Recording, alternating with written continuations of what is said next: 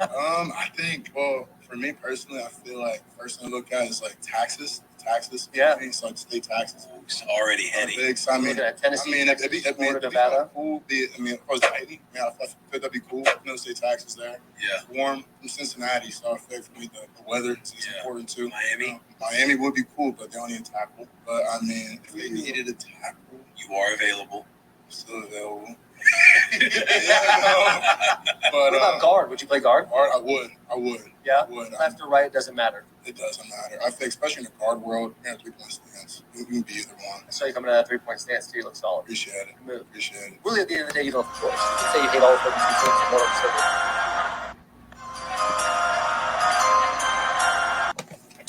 them. Back on the draft profiles, time to show some love to another The Ohio State great and show some love to the men in the trenches, the offensive lineman Crevonte Paris Johnson Jr., probably the best tackle in this draft. Yes, sir. Yes, sir. It's going to be interesting as we get into the offensive linemen of where they would fit on the offensive line. But I like Peter Johnson as a tackle as opposed to a guard. But as you can see when the brother was speaking, it doesn't matter. He just wants to go out there and produce and hit somebody. So, which is good to hear from a player that you're potentially picking.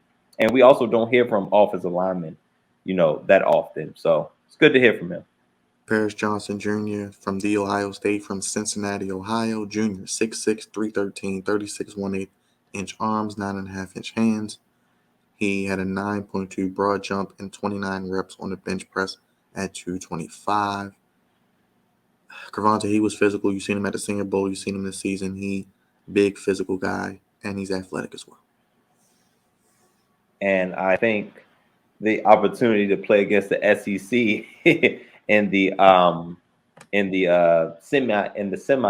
college football playoffs helps as well, because we all know the SEC talent is generally a little different when it comes to the other conferences. But Paris Johnson Jr. is a big guy, definitely a big guy, and he held down and anchored the left side for CJ Stroud.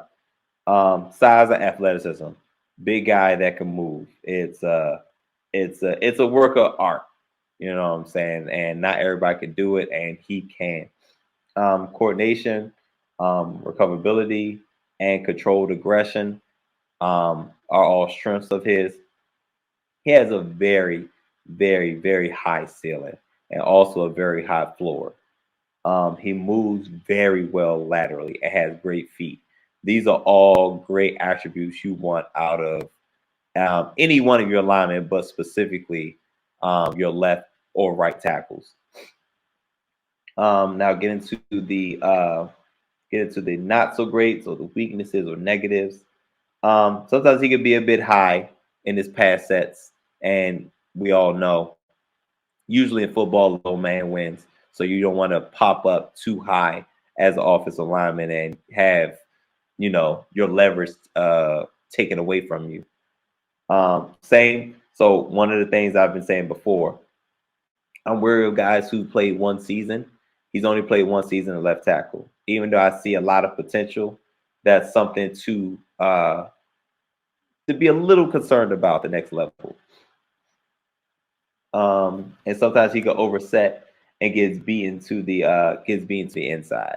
So I think those are things that gets better the more reputation, the more reps that he takes. But I like Paris Johnson as the top offensive lineman.